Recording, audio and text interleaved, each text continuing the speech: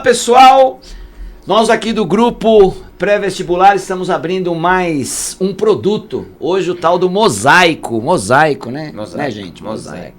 Mosaico que vai tratar de arte, música, cultura geral, etc, tá? Está aqui comigo o professor Ricardinho, de biologia, um expert na música popular brasileira, nossa maravilhosa professora Denise, de literatura e redação, e nós vamos bater um papo sobre uma obra, diríamos assim, que a UEL escolheu como, como é que eu diria? Leitura obrigatória. Obrigatória, né? Aí no caso também uma audição obrigatória. Que é o terceiro álbum do Titãs, desse grupo maravilhoso, iconográfico, com certeza, um referencial do rock brasileiro. É o terceiro álbum deles, o álbum chamado Cabeça Dinossauro, que tem a faixa 1 com o mesmo nome. Daqui a pouco o Ricardinho e Denise vão destrinchar tudo isso. Bom, eu vou falar rápido aqui, uma introdução para a gente começar a bater papo e começar a levantar essa poeira aí, tá? Como nós já dissemos num podcast que fizemos, eu e Ricardinho, Rock Brasil, você aqui no nosso canal, aliás, se inscreva, dê seu like, né? Inscreva-se aí no canal Grupo PV. Existia um colégio em São Paulo chamado Colégio Equipe, que o Ricardinho até brincou e falou, alguma coisa eles jogam naquela caixa d'água, porque...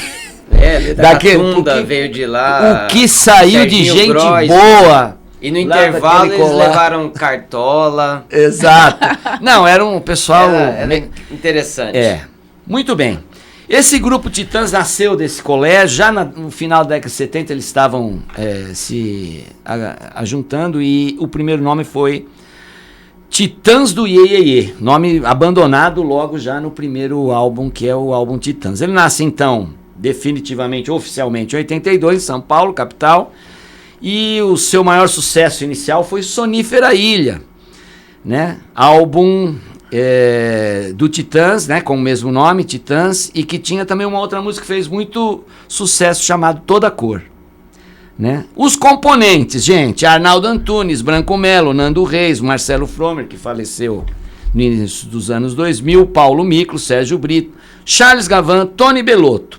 Nós temos dois que entraram, mas saíram, que é o Ciro Pessoa e André Young, tá? Ciro é fundador, né? Ciro fundador, era fundador. Young veio saiu depois. Saiu e entrou o Gavan, tá? Discografia, gente, desse grupo maravilhoso. São 17 álbuns de estúdio, 7 álbuns ao vivo, 72 singles e 9 álbuns coletâneos, tá? Daqui a pouco a gente fala também da capa desse terceiro álbum, que é muito legal para arte, que é a minha área aqui, é muito bacana falar sobre isso, tá? Cabeça Dinossauro, tem 13 faixas, tem uma influência de rock, punk rock, grunge, reggae, pós-punk e pop rock, né? E a gente abre com o Ricardinho falando sobre esse álbum, a história dele, como é que ele começou. Mas Cabeça Dinossauro. O Cabeça Dinossauro é interessante porque ele vem na sequência de televisão, né? Televisão, a ideia dos Titãs era fazer um disco onde cada faixa representasse um canal de TV. Essa era a ideia, né? Então cada faixa seria relacionado a um canal de TV. Só que os Titãs, eles já tinham uma questão de fazerem algumas letras mais elaboradas, né? Então não foi um disco que foi totalmente compreendido, tal. Teve seu sucesso, teve Sonífera Ilha, sim, tal. Sonífera teve televisão, né? Mas não foi um disco assim totalmente compreendido, né? Mas aí existe uma questão muito interessante. Quando eles estavam, né, curtindo o sucesso de televisão, que apesar de não ser um disco que ficou marcado na época, né, acontece o quê? Uma coisa que é marcante, que é decisiva na criação do Cabeça Dinossauro, que é a prisão do Arnaldo Antunes e do Tony Bellotto. Aquele problema com as drogas. Exatamente. O Tony e o Arnaldo foram presos, né, devido na verdade, o Tony foi pego numa geral ali e tal, ele tava com uma heroína, e aí ele fala que a heroína quem já havia passado para ele foi o Arnaldo, vão na casa do Arnaldo, fazem uma batida e encontram lá 128 miligramas de heroína. O Tony tava com 30 miligramas de heroína. E aí o que acontece? Eles vão presos, né, evidentemente, depois são libertados e tal, mas são julgados. O Arnaldo ele chega a pegar 3 anos de prisão, o Tony pega 6 meses, mas devido ao fato de serem primários tal, cumpriram a pena em liberdade. E aí o que acontece, né? Nesse período então, começa a se criar nos Titãs uma certa raiva, né? Aquela coisa que vai... Sociedade mais conservadora.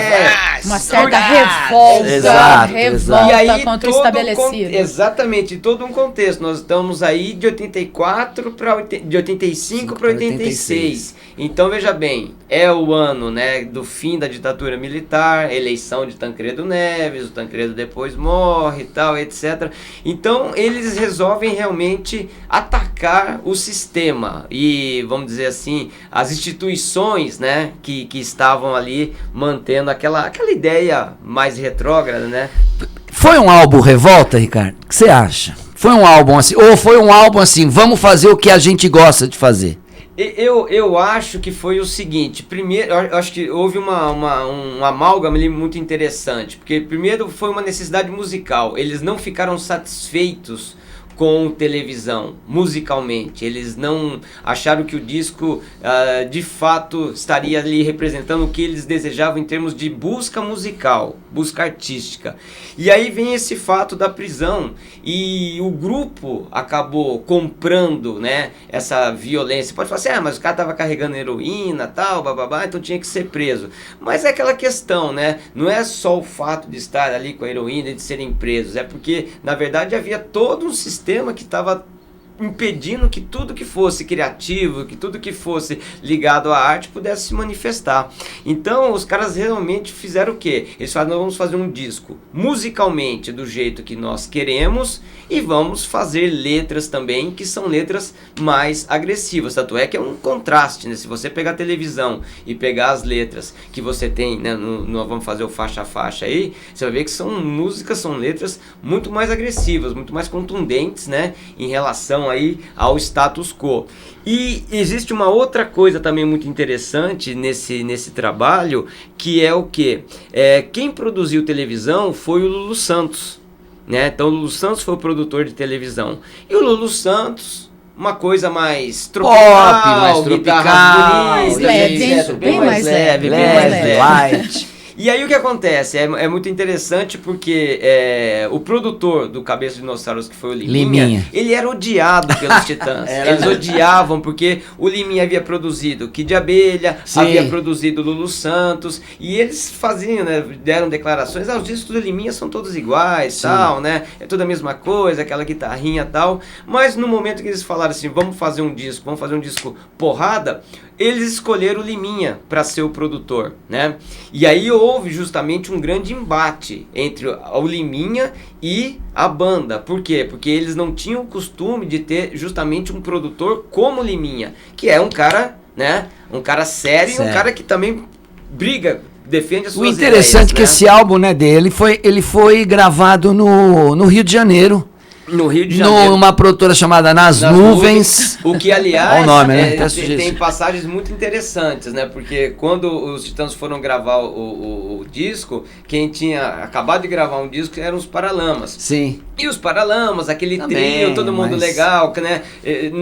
Não são cariocas, mas... Sim. Né? Radicados de Brasília, ali no Rio. mais radicados. Então lá. Aquela coisa, Leve, Ebert, Bi, Baroni. Aí de repente chegaram os caras e parecia um bando de corvos, né? Porque chega aquele povo de São Paulo, tudo de preto, mal encarado e tal. Tanto é que criou um clima dentro do estúdio. Assim, falou, pô, esses caras são esquisitos, hein? São estranhos, né? Então, tanto é que houve, né, essa necessidade de quebrar também esse gelo. Mas aí a hora que os caras começaram a tocar, aí todo mundo falou assim, pô, né, isso aí vai dar certo, esses caras são esquisitos, mas são interessantes, são bons. Então, nesse estúdio, aliás, existem muitas coisas interessantes, muitas passagens interessantes, assim, que é Jorge Maltner vai lá ver assistir as gravações, o próprio Herbert participava das gravações, né? Fausto Fawcett. Então, a moçada estava muito interessada em ver o que aquele grupo ia fazer, e principalmente devido ao fato da prisão, né? Então, a classe artística na época se mobilizou muito a favor da libertação, do Arnaldo, do Tony. Então, houve toda essa conjunção de fatores que fez com que esse disco fosse um disco realmente assim pulsante, um disco vibrante. Para muitos o melhor deles, né? Não é o seu que eu sei. Não é. Eu acho em off já falou, é bom, mas eu prefiro outro. Eu acho um disco icônico, porque justamente ele é um divisor de águas, né? A partir daquele momento, isso é verdade. Hoje tá na moda falar em prateleiras, né? A partir daquele disco, o Titãs vai pra ele sai inclusive sai do gênero predominante que era o pop ainda, o pop rock, e vão pro punk rock, pro pós-rock, pra música protesto e tal. Aproveitando esse gancho, eu passo pra Dê, pra ela falar um pouquinho desse período. A gente tá falando em off aqui, que era um período que tinha acabado a ditadura, mas é agora que o pessoal tinha a oportunidade, né, de falar as coisas. Mas interessante que o Ricardo contando o histórico ali, foram presos e tudo mais, aí você pega o Polícia para Quem Precisa, quando você pega aquele verso, você fala assim, opa... A entonação daquilo, quando você pega a entonação daquilo, e Polícia para Quem Precisa, quando você pega aquele verso, acaba conectando exatamente com esse histórico todo, essa biografia toda. O que eu acho interessante a gente pensar na década de 1980, como a gente estava conversando em off, muita gente olha para a década de 80 e fala assim, 1980, e fala assim, é um nada, esvaziou, é uma década vazia e tudo mais. Em termos de criatividade, é preciso entender uma coisa, a gente está num momento assim de transição, né? É um tempo de passagem, então você sai daquele cenário de militarismo, aquela coisa extremamente austera, uma censura muito pesada. E aí foi um tempo anterior que você precisava ser muito bom de metáfora, né? Sim, você tinha que ser muito bom de ironia. Então, quem olha para a década de 80, de 1980, e enxerga aquilo com, tá vazia, em termos de criação artística, eu acho que é preciso lançar um outro olhar. Existia um tempo em que foi necessário você ser muito metafórico, lidar muito bem com a ironia, porque senão a censura ia para cima, entendeu? O disco não ia sair, o livro não ia ser publicado, a peça não ia estrear. Sim. Ou então ia sobrar aquele retalho, porque isso aqui não pode, isso aqui é subversivo, não sobrava a fala inteira para ninguém. Quando vem a década de 80, primeiro você tem aquele embate de que estamos num processo de mudança. E aí é um meio, para onde que eu vou? O que eu vou fazer? Como é que eu lido com isso? É você pensar, por exemplo, a geração que foi silenciada. A gente está falando de um período de uns 20 anos, sem participação política, sabe? Com todas essas coisas tolhidas. E, de repente, você é livre. O que você faz com isso? É um ponto muito sério. E eu considero a década de 1980 como um tempo de desabafo. Muita gente foi silenciada. Então, tinha um não pode... Vamos escancarar agora? Então, eu enxergo esse álbum dos Titãs exatamente como aquele momento, pensar exatamente naquele momento de, a gente pode agora falar abertamente o que a gente quer falar. Eu não sei, eu acho que ideologicamente parece assim...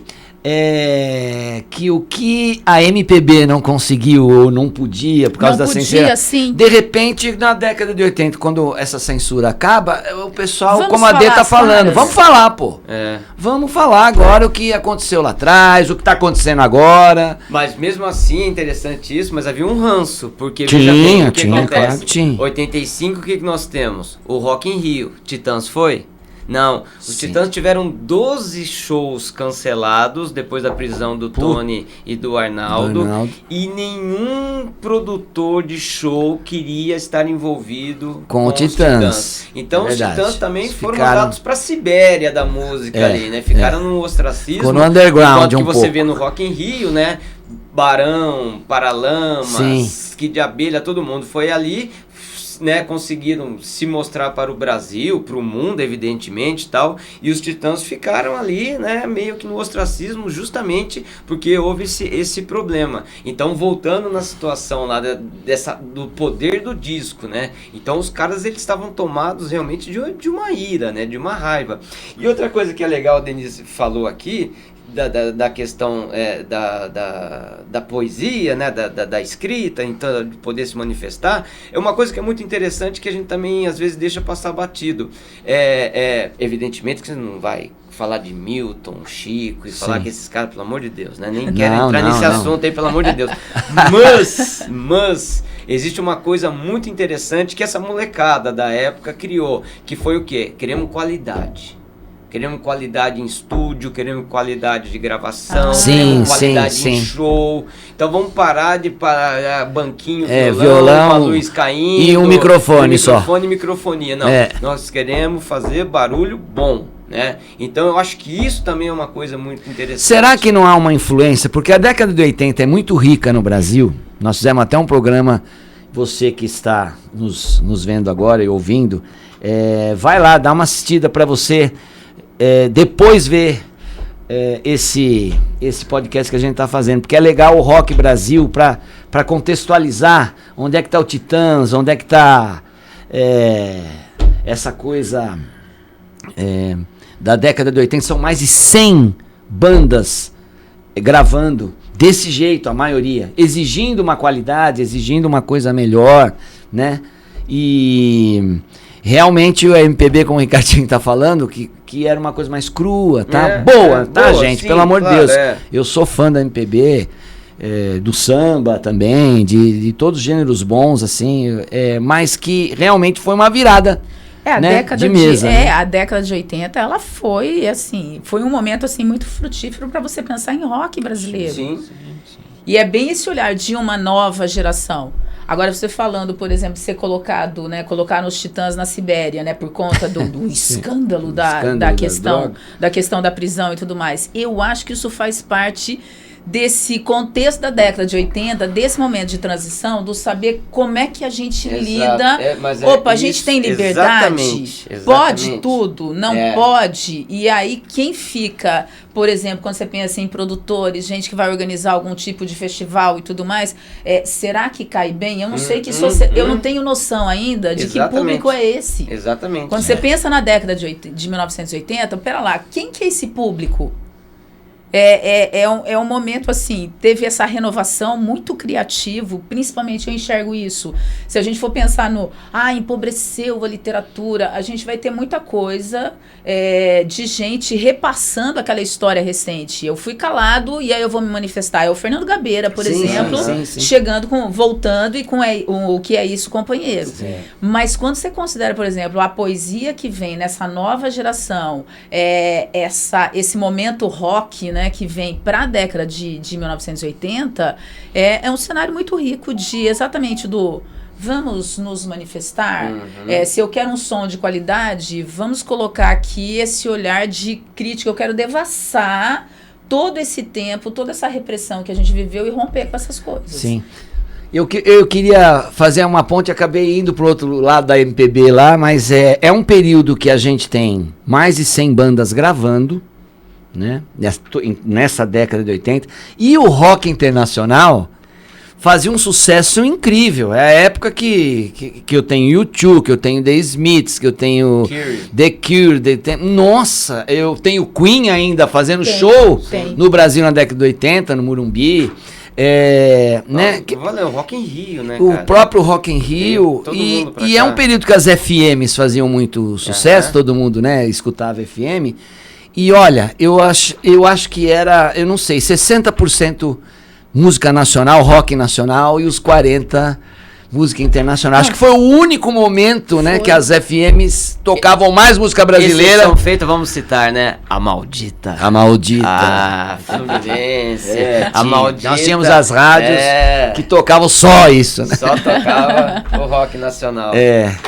Mas eu acho um momento muito rico.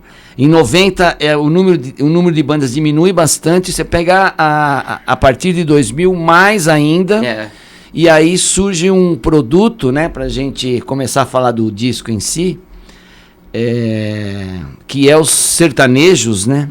O romântico primeiro, que nasce em Goiânia, depois o universitário, que nasce em Campo Grande, Mato Grosso do Sul, e o rap, que nasce em São Paulo, vai para o Rio de Janeiro e se transforma no tal funk carioca, nas suas várias modalidades. Hoje, esses dois gêneros são os mais consumidos no Brasil, os sertanejos verdade. E o funk carioca. Eu penso assim... Nada declarado. Nada declarado. O senhor gosta, professor?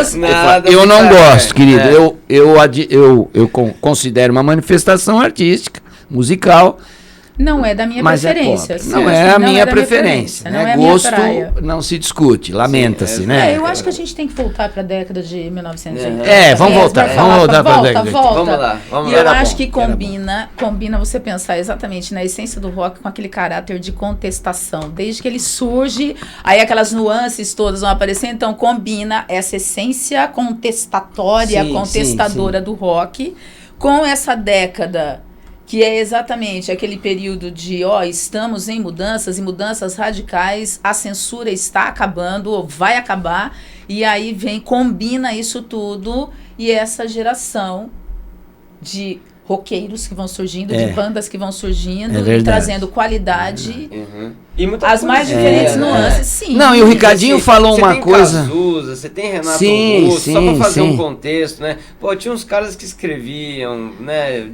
Você falou no nosso podcast do Rock Brasil, que essas pessoas não eram, esses grupos, essas bandas eram formados por pessoas que não eram muito mais velhas que a gente. Não. 4, 5 anos. Então eles falavam que a gente queria ouvir. Não só na política e tal, mas no amor, no dia a dia, no cotidiano, etc, né? Isso era muito legal. Era justamente isso, né? Não havia mais aquela necessidade de ficar aí, né, com metáfora. Tudo bem, aconteceu, mas agora acabou.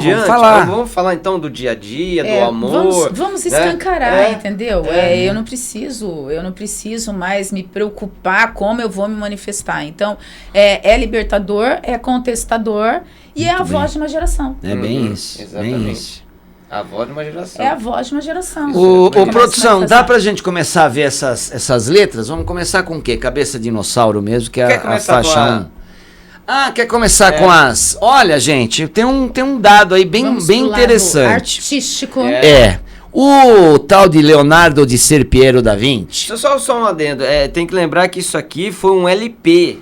Então, assim, um LP, o Bolachão... Um long play. Havia um trabalho com capa, né, assim, que às vezes as pessoas não acostumadas, era uma magia, né? Você então, botar agulha, abrir o Bolachão, ler a letra, então, assim, está voltando, né? Tá voltando. Tem muita gente né? voltando no vinil. Hoje se chama vinil, a gente chama de LP.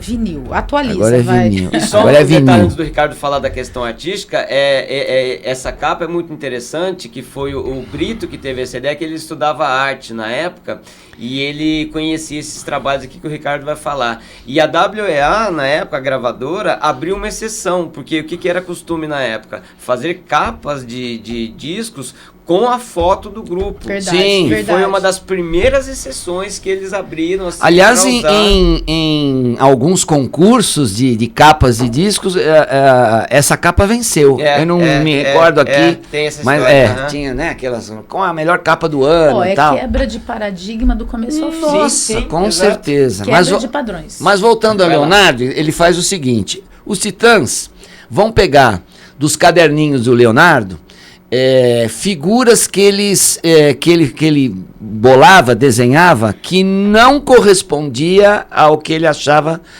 como beleza clássica. Então ele fazia as figuras, os homens grotescos, né? A capa principal é a expressão do homem urrando, né? Mas tudo isso está num caderninho que depois que ele morreu em Amboise, na França, o seu auxiliar pegou e levou para a Itália, voltou para a Itália e pegou. E levou para lá. E esses desenhos estão todos lá. Os mesmos cadernos que ele escrevia espelhado, né? Você lia só com espelho, ele escrevia de trás para frente. tinha tempo para fazer isso, né? Tinha. Porque escrever e coordenação, né? Também, né? Ele botava genial, um espelho, genial. Né? Mas foi assim uma ideia muito legal, porque são para Da Vinci pessoas que não poderiam existir. Então ele bolava fisionomias de pessoas grotescas, de homens grotescos, Da né? Vinci está no contexto do clássico, né? Do renascentista. Sim, do Renascimento. Então, o equilíbrio, Sim. A busca quase do simétrico, né? A ideia de beleza ligada àquela perfeição. Sim, toda. sim. Então, E é interessantíssimo, reforçando o que você está quebra. falando, um cara que fez o Homem Vitruviano, que fez Mona Lisa, que fez, né? Fazer esse tipo de coisa. E o Titãs vai lá no underground, vamos dizer assim, do Da Vinci, para ilustrar a capa desse disco, que para mim, do Titãs, é o melhor. E tem tudo a ver com a ideia do disco, porque é justamente, sim, né, sim. a questão nós vamos ver as letras aí, né, mas o homem primata, capitalismo selvagem, então quer dizer... O feio, né, do homem. Todo mundo ali bonito e tal, mas não é bonito, não é bonito, assim, né? Você tem um pisando na cabeça do outro, então a coisa de ter essa ideia do dinossauro é muito interessante, porque é uma questão mesmo assim de violência, um comendo o outro, um devorando o outro, né? Então é uma competição. Então é muito interessante isso, né? Porque quebra aquela ideia de que somos uma sociedade perfeita. Aí vem justamente que nós vamos começar a trabalhar, né? A família, a polícia. Aliás, a história, vamos já dar a história do Cabeça Dinossauro. A história, vamos lá, Arthurzinho, passa aí pra nós o outro aí que eu vou só comentar aqui rapidamente. Então, isso aqui pode passar, isso aqui nós já falamos, beleza. Então, isso aqui, ó, eu fiz a transcrição ipsilitris desse ó o livrinho aqui, aí, ó, pra quem quiser se aprofundar. Né, da Érica Marmo e Luiz André Hauser. Essa é uma biografia, conta a história aqui dos Titãs, detalhes e tal, pra quem tem curiosidade é muito bom. Mas tem vídeos no YouTube, viu, gente? Tem um documentário que tem o mesmo nome, A Vida Até Parece Uma Festa. Que foi feita com fragmentos de filmes que o Branco fazia nas viagens dos Titãs. Então é bem interessante também. Mas o livro é riquíssimo em detalhes. E aí o que acontece? A ideia do Cabeça Dinossauro, né, nasce, eles estavam na época de televisão, fazendo muita excursão, tocando o Brasil inteiro e tal, e aí aquela famosa história, né, tô lá no ônibus, já tomei umas no dia anterior, então tem uma ressaca e tal, então tá lá o Paulo Mícolos, no fundo do ônibus lá, dedilhando alguma coisa tal, pra tentar combater uma ressaca ali. E naquela coisa de dedilhar, o Branco Melo ouve o que ele tá tocando e simplesmente ele grita dentro do ônibus, né? Cabeça Dinossauro. Aí o Paulo gosta da ideia e tal, e aí ele encaixa barriga de elefante. E o Branco fala assim, não, porra, vamos ficar na pré-história. Aí vem o pança de mamute, né? Aí então ficou cabeça de dinossauro, pança de mamute. E aí o Arnaldo, lá na frente do ônibus, grita, espírito de porco. Então nasce essa brincadeira, isso aqui foi uma brincadeira de viagem de ônibus, tal. Só que aí depois, quando eles viram que essa brincadeira tinha coisa ali, o Paulo Mícolos, ele tinha na casa dele uma coletânea de obras de tribos do Xingu. E aí ele pega justamente nessa coletânea um ritmo que era utilizado pelas tribos do Xingu para afugentar os maus espíritos, que aí vem a batida da música, né? Então eles pegam essa coisa, vamos afugentar os maus espíritos, vamos, né, dar uma espantada nisso aí, mas eles ficam brincando com essa criação aí, né, que é uma coisa livre ali de brincadeira de estrada. Pegando a história dessa música, no finalzinho, eu não sei se você notou, existe, eu não sei se mas existe, lembra, eu sou de São Paulo, o pessoal que vendia biju, passava com no final da música, fazendo bagunça, tem um taca, que era o barulho que você escutava de dentro de casa, falar, o cara que vende biju tá passando, né? E no final dessa música tem um barulho muito semelhante, eu não sei se foi tirado, dos indígenas aí que você tá falando, ou se foi uma coisa proposital, urbana, não sei. Gente, isso é antropofagia pura. Muito. Vocês conversando, comentou, opa, pensou por isso que nisso, você tá aqui. Puxou pré-história, aí vamos lá, o indígena do Xingu. Isso é antropofagia, isso é Oswald. Total, com certeza. E aí é bem interessante a gente perceber como é que você vai falar que as letras, os poemas que surgem na década de 1980, como é que você vai considerar isso? É uma década vazia, artisticamente falando? Não, imagina, riquíssima. Olha a riqueza dessa poesia. E a gente volta exatamente para aquele Oswald pensando nessa identidade brasileira, nessa nossa identidade cultural, como resultado disso. A gente não foi colonizado. A gente fez um carnaval aqui. Isso é Oswald lá falando, escrevendo na antropofagia. E é exatamente isso. Eu puxo, tá? A ideia daqui, essa informação daqui, isso vira uma coisa nova. E aí, quando você pensa nesse vira uma coisa nova, vira exatamente esse som e essa letra, essa poesia de qualidade que a gente tem nesse período.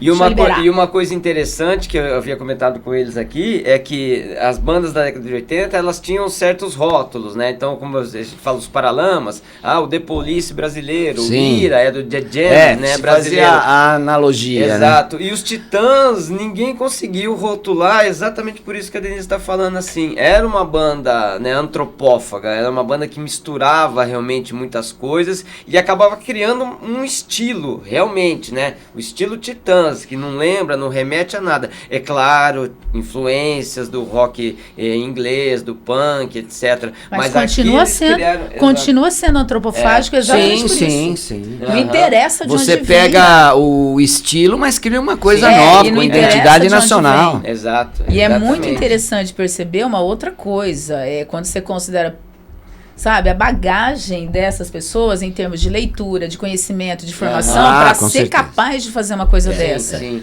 Você não faz simplesmente, vamos tentar fazer isso, vamos montar aqui. Não, você tem que ter esse conteúdo apreendido, entendeu? Você tem que ter esse mundo de leituras para você poder transformar isso numa coisa autêntica. Sim. Porque é o que acontece, né? Eu pego essas referências todas, mas eu vou juntar, eu sou resultado de todas essas leituras, de toda essa formação. E eu vou juntar tudo isso e eu vou criar uma outra coisa. Ela é nova, mas ela vem dessas leituras, desse conhecimento de mundo. Então, isso não é para qualquer um, não. Não é, não. Ricardo. Então, eu acho que eu baixo o volume aí. Só um dropzinho. Trechinho. Um trechinho ali. Opa. Você vai ter que mexer do lado aí pra aqui. Onde é que é o volume?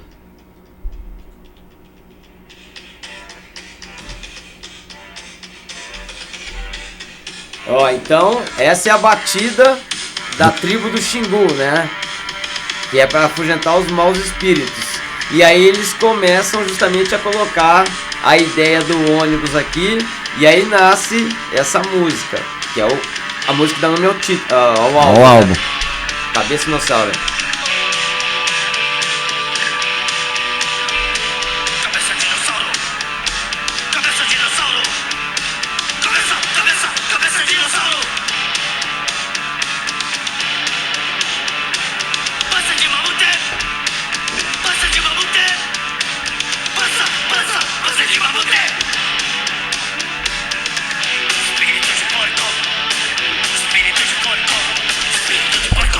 Aí, só um drops.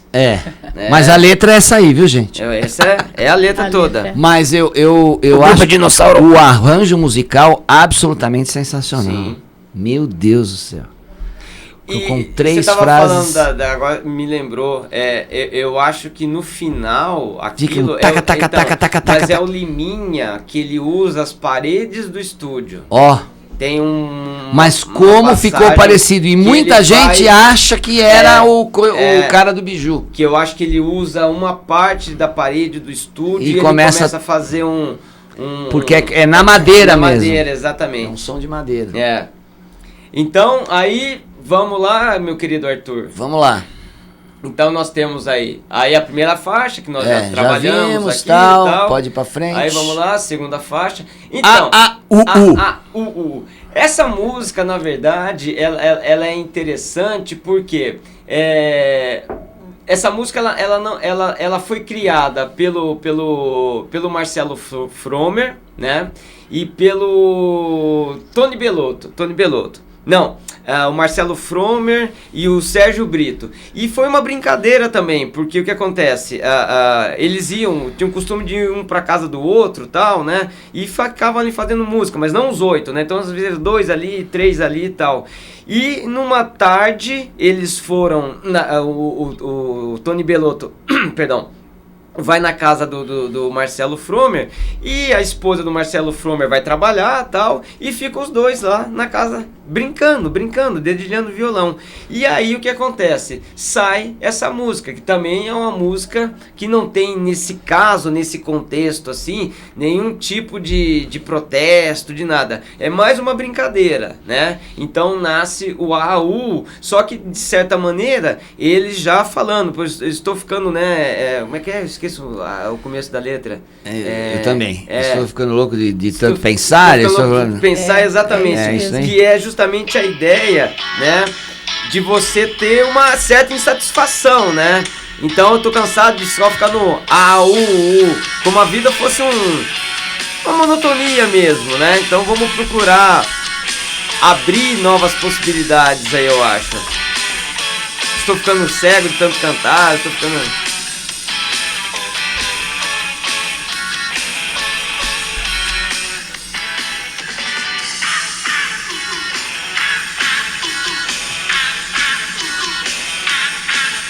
Mas mesmo vazio de letra, eu acho que tem o lado da contestação, entendeu? Sim. Eu estou esvaziando do verso convencional, da ideia da construção. Não, estou ficando surdo, estou ficando cego, estou ficando, né, de tanto isso, de tanto aquilo, né? Na verdade é um excesso de coisas. Eu como, eu durmo, rotina, né? Uma crítica à rotina. É muito forte nesse, essa ideia da rotina. Ó, estou aqui enquadrado numa série de coisas. Tô cansado, ficando cansado. Isso me cansou. E o grito gutural, né? Que é uma coisa que vem de dentro, que eu não quero mais, né? Mas eles falam que foi uma brincadeira. Os dois estavam lá, em meio a uma viagem, e aí resolveram fazer isso aqui. Vamos lá. Faixa 3. Nossa faixa 3. Igreja. Isso. Aí a coisa é séria. Aí a coisa é séria. Né? Aí pega pesado. O interessante dessa faixa é o seguinte. O Nando Reis, que é o baixista, foi o mesmo ano Nando Reis, ele sempre... Jesus Salomari, foi o mesmo ano. Mesmo ano de Jesus, exatamente. Nossa, então tem essa influência também do Godard. O Nando Reis, ele evidentemente era um dos, né, criadores do grupo ali e tal, escrevia poesias, escrevia cartas, etc. E o que aconteceu? Quando os caras foram fazer as faixas do Cabeça de Dinossauro, o Nando ficou à margem, mas não porque ele foi, né, escanteado pelos amigos. Ele ficou à margem do processo. Então ele só ficava olhando. E os caras compondo, né? Compondo AU, compondo Cabeça de Dinossauro, compondo Polícia, que nós vamos falar, Estado Violência, tarará. E ele só como um espectador daquilo tudo. E o Marcelo Fromer percebe isso. Isso que é legal também, né? A amizade e a percepção que um tinha do outro, né? Então ele percebe que o Nando tá só assistindo, ele tá vendo os amigos produzirem, vendo um disco nascer, mas ele tá à margem do processo. E aí o Marcelo Fromer chega e dá uma comida nele, fala, porra, bicho, você escrevia poesia, você escrevia carta, você é bom pra caramba e tá cacete, parado, de todo, você não vai fazer porra nenhuma, né? E aí ele fica naquilo, leva ali aquela dura e tal. Aí ele vai pra casa dos pais, né? Lá no Butantã. E aí na casa dos pais ele escreve essa letra que é Igreja. Muito bem.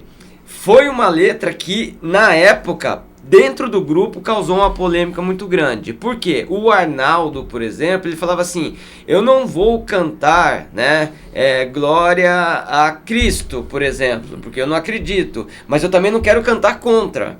Então criou um problema dentro da banda, porque o Arnaldo e o Paulo Mícolos, principalmente o Arnaldo, ele não ficou feliz, mas foi, né, era um grupo, então foi feita uma votação e a música entrou como música de trabalho, uma música que iria entrar como faixa do disco. E aí criou-se uma situação que era muito engraçada. Nos shows ao vivo, toda vez que a banda tocava essa música, o Arnaldo se retirava do palco. Então, ia tocar a igreja, ele saía, aí depois ele retornava. Tamanha a insatisfação dele com a letra, porque é de fato uma letra pesada, né? É aquela história de você pensar naquelas instituições, sim, pátria, família, a igreja, e aí vem, é uma bofetada, é um soco para uma instituição. É cutucar uma ferida, vamos né? entender aquela história, né? Nós viemos de uma colonização de um povo tremendamente católico, sim, né? A gente costuma até brincar, de vez em quando a gente brinca e fala assim, ó, esse Estado é laico, a Constituição diz, mas é um laico graças a Deus. Então você tem... bem isso. Você tem isso muito arraigado. E aí, ainda que o sujeito não seja um devoto, nada nesse sentido, é um ataque, sim, né? É um ataque, né? Então, isso... Pensando naquele nosso momento, naquela década de uma transição, de uma mudança, de sair de um tempo extremamente repressivo, censurado, para ir num tempo de, opa, agora é liberdade, agora pode tudo, é um soco, né? Bem isso. Então a agressividade, ela já começa pegando bem pesado aí, né? Se a gente pensar na sequência das faixas, né, já chegando. E tem uma curiosidade que você vai... Eu nunca te falei isso, agora vamos fazer uma eu tive um irmão que morou em Bauru, o Ricardo também morou em Bauru e tal. E o meu irmão morava ali no Pombal da USC. Tá. Ali na curvinha, né? E aí uma vez eu tava visitando meu irmão e foi quando esse disco foi lançado. E fazemos um churrasquinho ali na frente, e era um churrasquinho na calçada mesmo, né? Lá. E aí colocamos o disco comendo. E na casa da frente era legal. Não, mas é muito legal. Tinha ali uma casa que moravam duas senhoras, né? E aí tal, a música tocando, aí tocou igreja, né? Aí de repente abre a porta, assim, uma sacadinha, aí vieram as duas senhorinhas, tal, elas ficaram ali paradas, tal. Aí elas, moço, aí a gente parou ali o churrasco, pois não sei o que. Dá pra vocês colocar aquela outra música, aquela música que tocou agora de novo, que a gente queria ouvir outra vez. A igreja. É a igreja.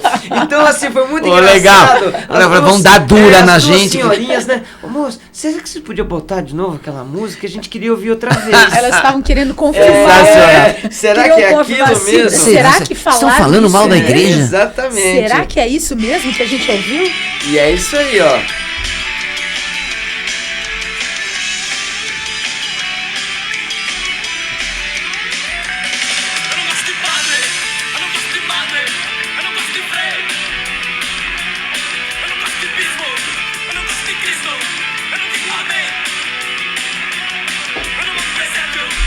Pega pesado, né? Se você for era pesado. Isso é punk rock, né? Bem pesado.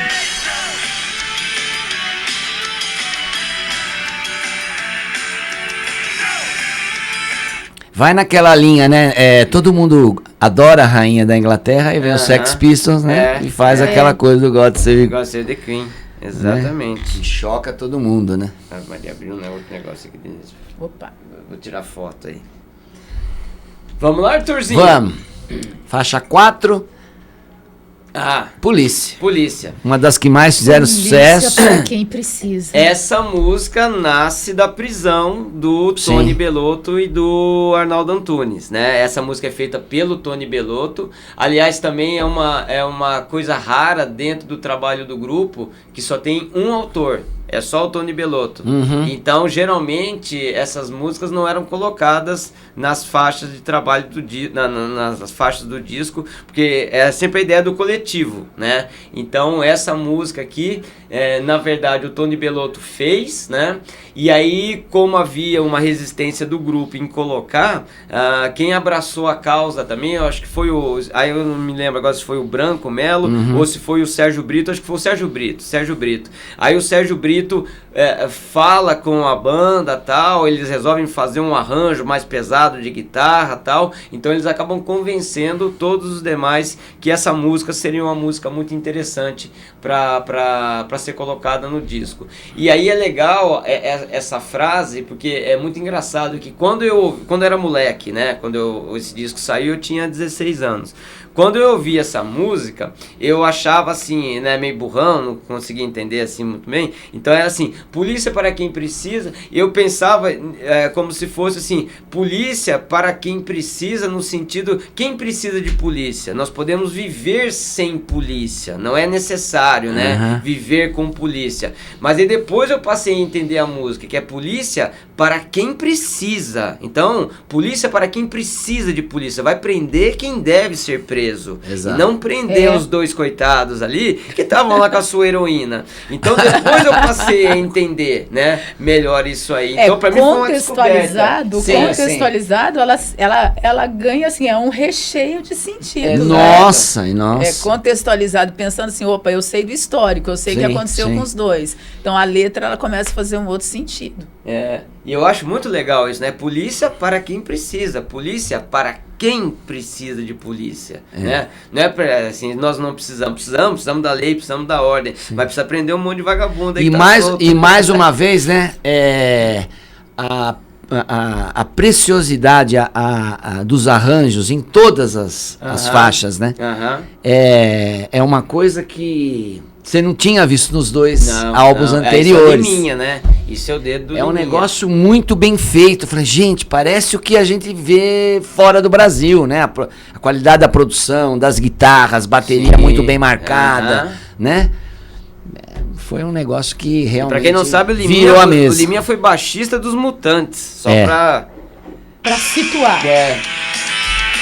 Daí, ó, polícia.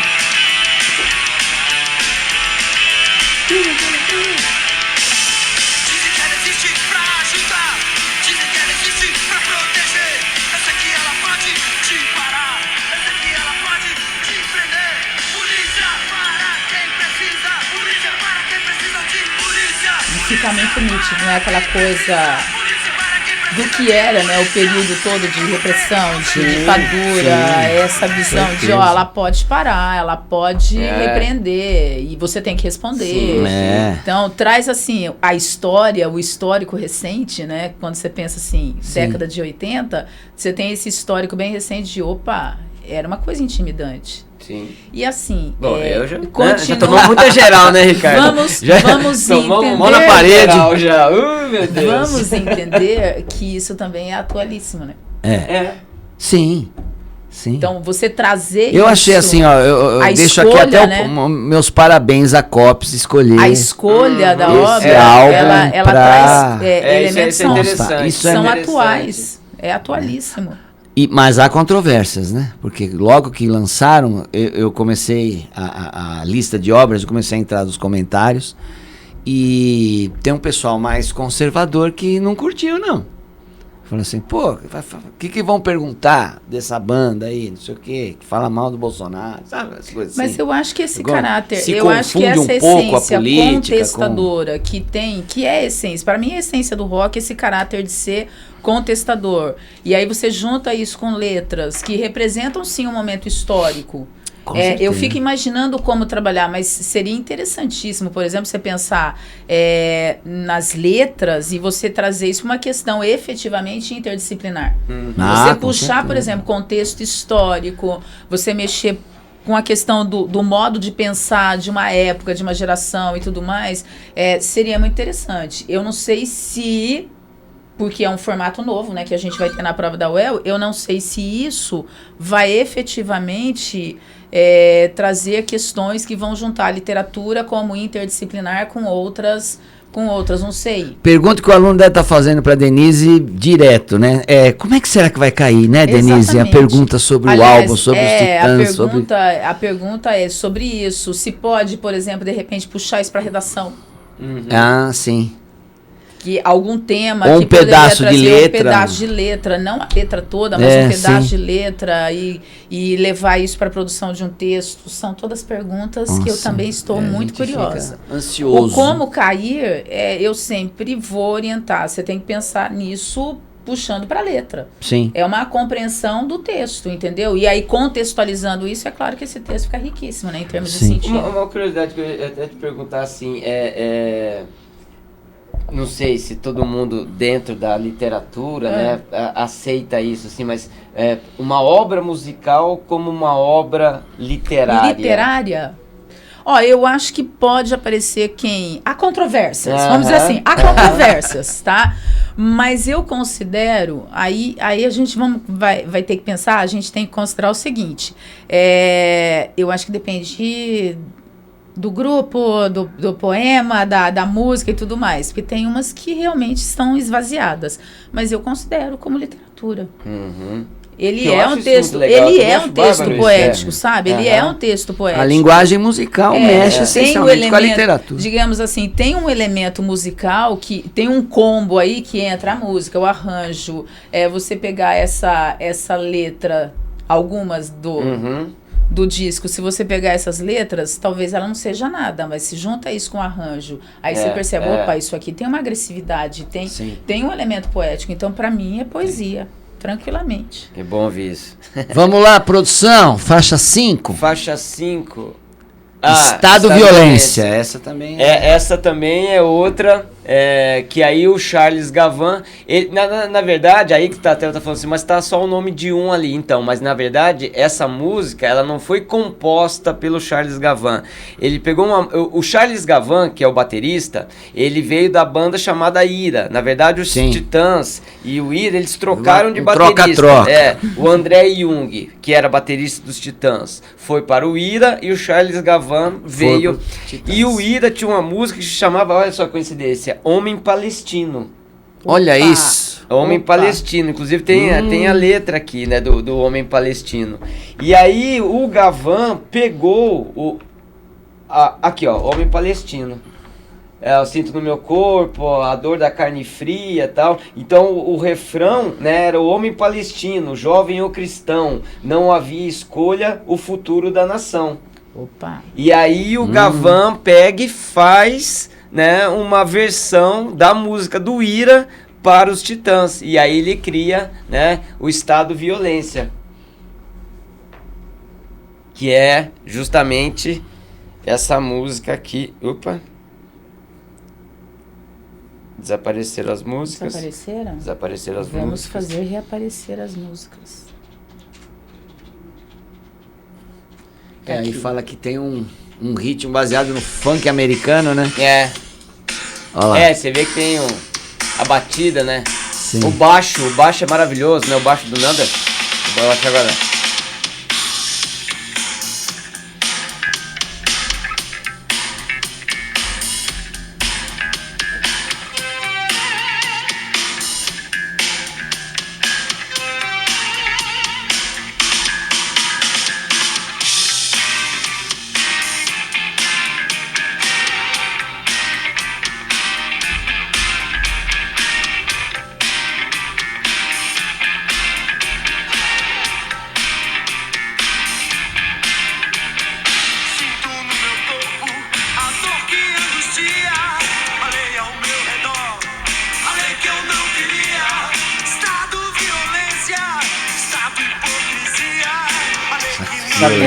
Estado de hipocrisia. Né? Isso é bom demais. É tirar a máscara, né? Assuma a posição contra o que está estabelecido, ou rejeito. Tá joia.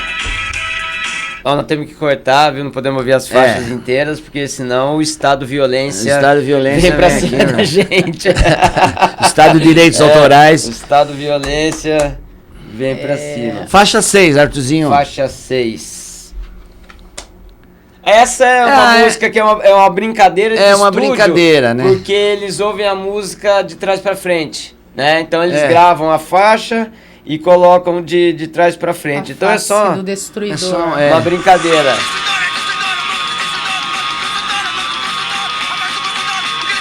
É o Paulo Brito cantando. Ela tem 40 segundos. É. Só que isso é punk rock, né? Isso é punk. Isso é influência punk mesmo.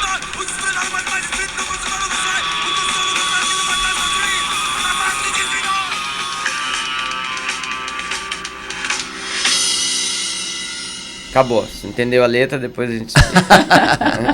Ô, gente, esse álbum do Titãs tem todas as faixas, você encontra no YouTube, encontra muito fácil. Sim, Sim, é tranquilo. Pra baixar, inclusive, e tal, pra quem quiser, é bem legal. Faixa 7. Porrada. Produção. Porrada. Essa música já também veio um é uma música pedacinho muito aí, interessante, né? Porque, justamente, né, medalhinhas para o presidente, condecorações aos veteranos, bonificações para os bancários, congratulações para os banqueiros. Ou seja, isso é o que importa. E nós que não fazemos nada, porrada. Os caras que não fazem nada. Esses caras que não fazem nada, né? Esses caras que estão só estudando aí, fazendo poesia e tal, pau neles. Aquela estrutura bem convencional de sociedade, vamos respeitar todas as instituições e premiar tudo que está dentro daquilo que é esperado, e quem transgride... Sim, porrada. Bem isso.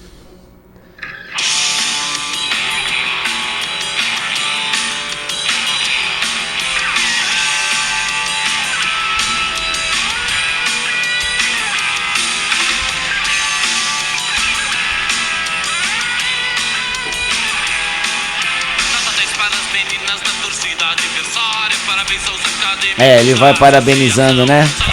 Que aparece. Tudo que era bonito, né? Tudo que é bonitinho. Politicamente correto. Porrada nos caras que não fazem nada. Medalhinhas para o presidente, condecorações aos veteranos, bonificações para os bancários, congratulações para os banqueiros. Porrada! Os caras que não fazem nada. Porrada! Muito bom. Porrada. Faixa 8. Tô cansado. Tô cansado. E a história dessa música? Isso aí, né? Essa tá dentro mesmo da época da criação do álbum, né? Então você vê que é o fim da ditadura militar, aí vem, né, a esperança, Tancredo foi eleito e tal, aí depois o homem tem lá a diverticulite lá e morre, né, cara? Aí, então aí quem vem? Zé Sarney, né, cara? Você fala, pelo amor de Deus, né, cara? 20 anos de ditadura, fala, agora vai melhorar. E virou aquela coisa, né? Porque quem que é o vice? Ninguém considerava. Exatamente. Mas a partir de um certo momento, que foi exatamente esse, tem que considerar quem que é o vice. Porque aconteceu, né? A fatalidade. Esse dilema começou por aí, né? Vai voltar, mas quem é o vice? Quem que é o vice?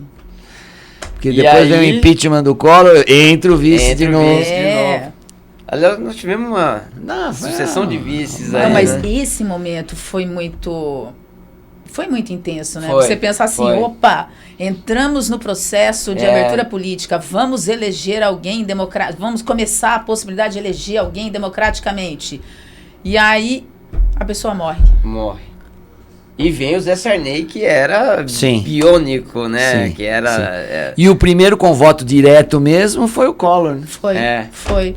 Exatamente. Agora a gente vai escolher diretamente, né? Porque ainda o Tancredo foi eleito... Foi colégio, Foi colégio eleitoral.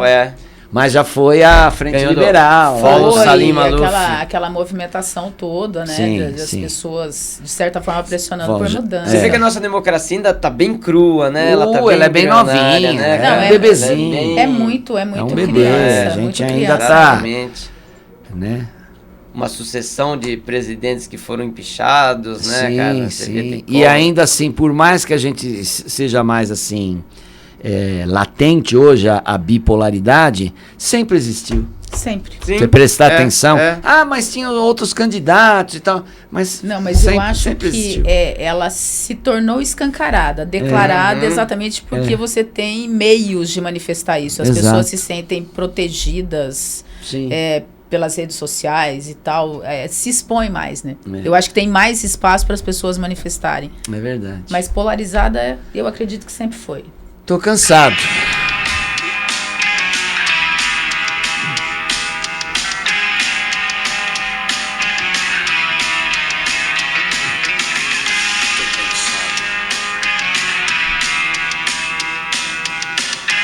Eu só não concordo muito quando eles falam que essa música aqui tinha um quê de New Order. Porque fazia muito sucesso, né? Então os caras... Mas porque eles se aproximaram, eu não sei se exatamente esse disco, mas eles se aproximaram do eletrônico sim, também. do eletrônico é o Black Blonde, né? Que é esse que você gosta mais? Eu gosto do Black Blonde, pra mim meu primeiro ano aqui em Londrina.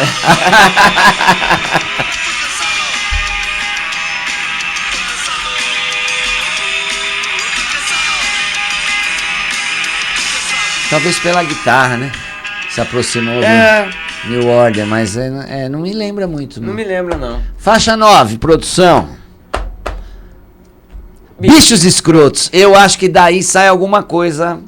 Então, e essa música é muito Pro interessante, Vestiba. porque Bichos Escrotos não é uma faixa criada para esse disco.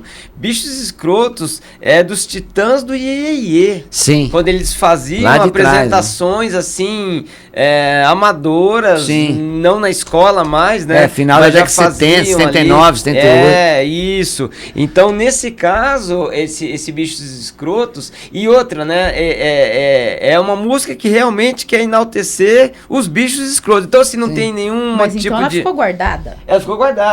Ela ficou guardada. Aí, Até de repente, porque não eles ia rolar. produziram 2 naquele álbuns momento não e ia vai rolar entrar essa no música. terceiro. Então, porque o que aconteceu? Era uma música de brincadeira. Então, eles faziam apresentações, assim, que eram apresentações muito performáticas, né? Sim. Então, e era só uma violinha. Então, não tinha agressividade, não tinha nada. Aliás, Era uma eles mu- nasceram performáticos, né? Exato. Titãs era Ah, cheio de Sim, se maquiar, de verdade, dançar. verdade. Nos Eles- programas de auditório que hoje ninguém Sim, conhece. sim. Bolinha, Chacrinha, Raul Gil, o próprio Silvio Tem um ranço Santos. do Lobão, porque o Né? Lobão era amigo deles, né? O Lobão era amigo nessa época aqui, e o Lobão era daqueles que não ia em show de auditório.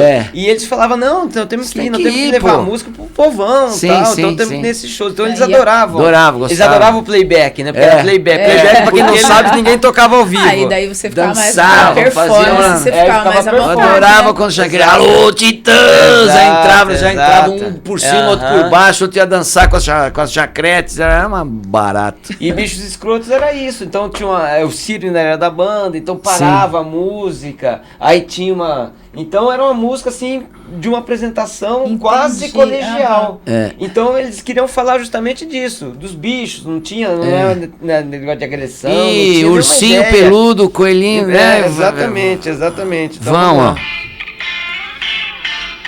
É muito bom isso aí.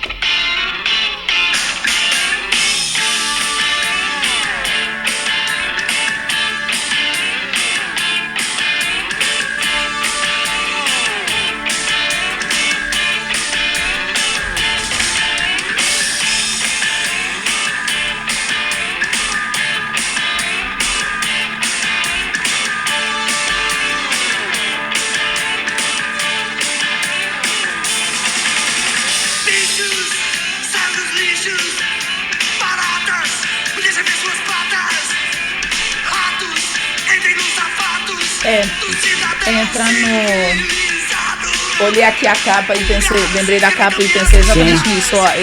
É sair do bonitinho, Sim, do armadinho, sim, sim. do E pro aceitável e vamos pro grotesco. Aquilo que seria o que causa repulsa. Exato. Saiam dos escuros, venham enfeitar. É isso. E a palavra escroto, né? Nossa, Na época, você na falava, época, ó, escroto, oh, meu Deus, né? do céu. Era complicado. Olha, essa influência punk foi tão forte, acho que no Titãs, depois desse álbum, que em 94, não sei se você lembra, o Branco Melo, Sérgio Brito e a Roberta Parisi fazem uma banda de punk chamado Cleiderman. Cleidermans. Os Por causa do Richard Cleiderman. É. E aí a capa tinha um band-aid no Richard. Porque, nossa, cara, eu estudei numa escola que o sinal, eles quiseram modernizar, era Richard Kleiderman no piano. Opa, o piano. Tá na hora de entrar pra sala, né? A mulher adorava, a dona adorava Richard Kleiderman. Aí eu vi isso aqui. Kleiderman. E é legal o nome da produtora, Banguela Records. Meu Deus do céu, é muito bom, cara. Que é dos Titãs a Banguela Records. Eles criaram essa produtora pra trabalhar com bandas do underground ali. Meu Deus, sensacional. Vamos lá? Faixa 10, estamos acabando, hein, gente? Família. Esse é a mais light, é um reggae. É um reguinho, pois bonito. Eu acho bem interessante, porque muito tem uma bom. sequência assim, aquela coisa assim, aquela voz mais agressiva, toda uma certa violência percorrendo ali, daí vem família. Sim. Tem até um vocalzinho no começo, Sim. assim. Parece que pegou leve com a família, entendeu? Legal, né? Fala que, né, tem uma aura mais alegre, né? Sim, não é uma crítica à definição Não, da é família, né? mostrar Não, o eu cotidiano. sinto até que é um elogio, que é uma homenagem, vai, à família, né? Mas eu acho assim, uma certa medida parece até que destoa. aquela história, né? Esse teclado é fantástico, Família se né? não escolhe, Dá um né? molho. Então vamos lá, vamos... Tamo Não, aqui, e o né? interessante é que Fazer o você quê, olha né? pra letra... É como domingo, né? Pega mais ou menos não tá nessa junta faixa. todo mundo, mas Família junta e todo domingo mundo, é né? muito... Não, nossa, junto. A minha não dava pra almoçar junto todo dia, mas no domingo juntava vovô, titia, todo mundo.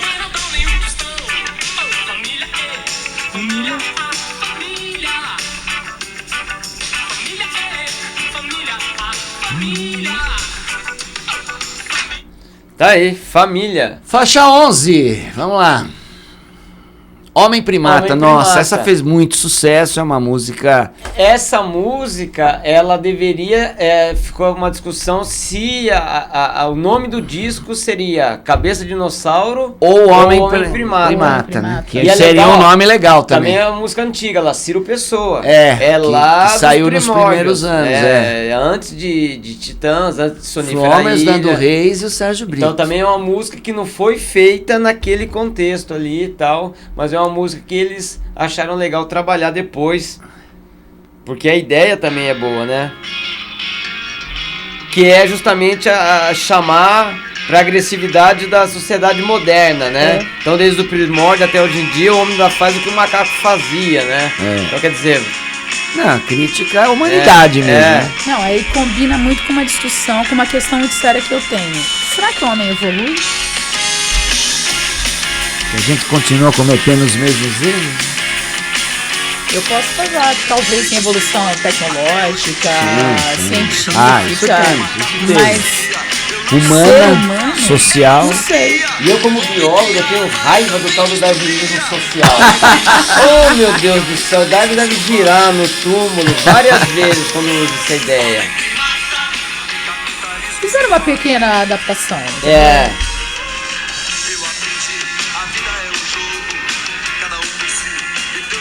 Essa frase é forte também, né? Cada um por si, Deus contra todos.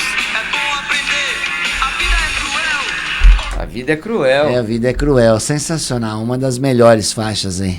Faixa 12, Artuzão. Dívidas, Antônio. Putz, acho que essa é uma letra de cotidiano, né? Porque essa aí é aquela coisa do dia a dia. Porque a década de mesmo, 80, quem não tinha o seu carnezinho, Pois né? Pois Pra comprar alguma Aí, coisa, os falando da juros questão, né? altos. A década de 80, a década perdida, Inflação economicamente, uma tragédia mesmo, né? Então... E aí, se você considerar a sequência, você vive numa selva, o Homem Primata mostra exatamente essa condição, e aí você é o sujeito perdido nas suas vidas, tendo que lidar com isso.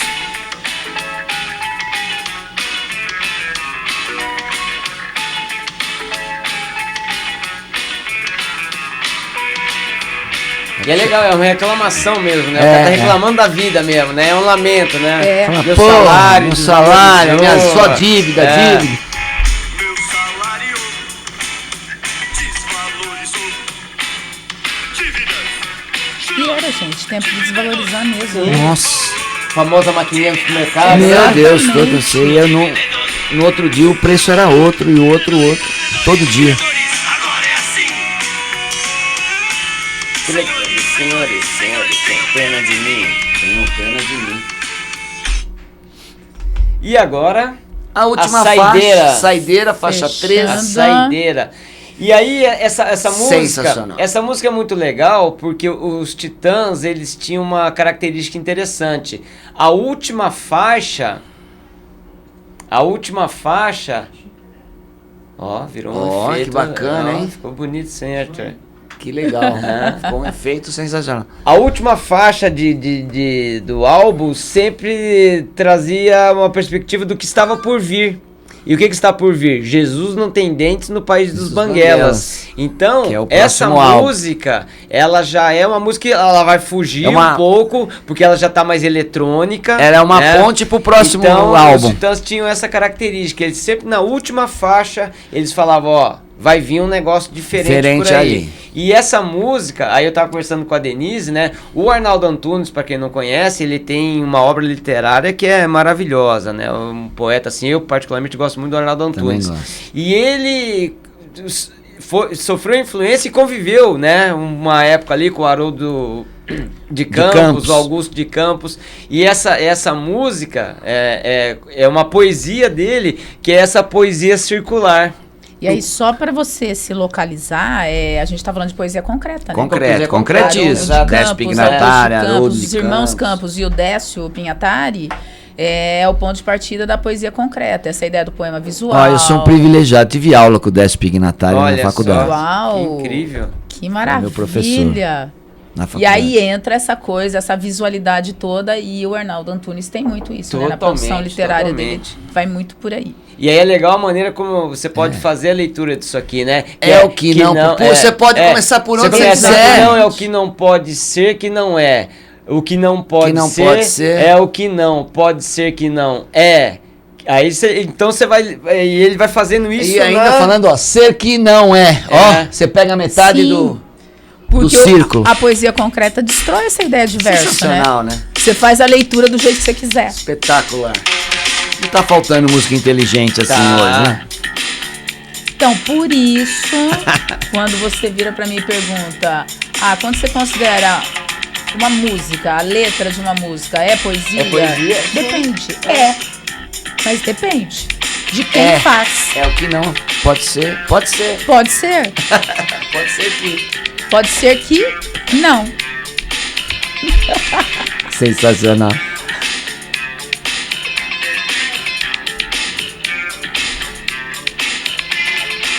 Não é o que não pode ser que. Não é o que não pode ser que não é. O que não pode ser que não. É o que não pode ser que não. E aí, gente, você constrói isso não acontece, entendeu? Isso é sensacional, você precisa de se debruçar sobre a palavra ali, trabalhar, né? Aconteceu? Não. Isso foi pensado, né? Pensado. Que não é o que não pode ser que não é. O que não pode ser que não é. O que não pode ser que não é. Pode sim. Pode ser. e muito. É isso, produção. Quantos minutos aí a gente já tá aí? 2 horas. 1 hora já. Uma gente, hora. nossa Uma senhora. hora. Falamos pra dedéu. Pra você que ficou até agora nos aturando, nos acompanhando, né? A gente vai deixar nossas palavras finais aqui. Eu me despeço. Lembrando você curtir o canal, se inscreva no canal, curta aí os vídeos do grupo pré-vestibular, os podcasts, vídeos, né? Porque isso aqui vira um podcast também, sim, né? também vira. E palavra com vocês, Ricardinho e Denise. Beijão pra todos. Por favor, Milady. Bom, gente, pensando aqui no fato, né, na escolha desse álbum para um vestibular, é justamente pensar nesse conjunto de contestação, considerar o poema e a trajetória mesmo, a sequência colocada ali, percebendo o caráter crítico, e olhar com muito carinho. Claro que não deixe de ouvir as músicas, porque isso faz parte da poesia, mas olhar com muito carinho para essas letras, porque estamos aguardando grandes questões aí tratando desse assunto. Com certeza. Bom, eu não vou falar do vestibular, mas assim, peço a vocês assim, que visitem essa década de 80, procurem, né, conhecer mais a respeito das bandas, procure ter uma leitura a respeito das letras, vocês vão encontrar letras muito interessantes, muita poesia, e o mais importante, moçada, muita insatisfação, tá? Ser insatisfeito não é ser doente, ser insatisfeito é uma coisa que é importante, essa insatisfação, essa inquietude é que nos leva adiante, então não sejamos tão conformistas, né? Vamos ter um pouco mais de inquietação é bom, traz poesia, você fica inspirado. Às vezes quando tudo tá muito bom, você não fica inspirado, não. Então, move a vida, inquietação move a vida. Vamos procurar um pouco de inquietação, insatisfação. É legal um pouquinho também. Falou? É verdade. Um grande beijo a todos vocês. Gente, ficamos por aqui. Um grande beijo. Valeu. Tchau, tchau. Beijos.